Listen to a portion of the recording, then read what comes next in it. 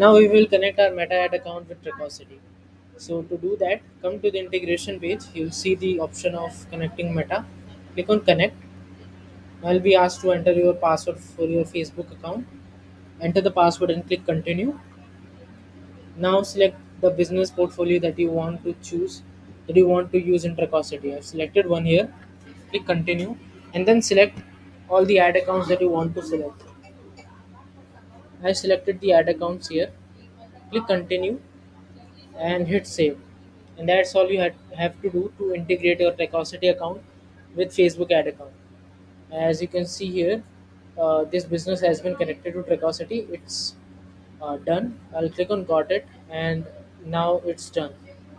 You'll see a pop-up that will say successfully after it's done.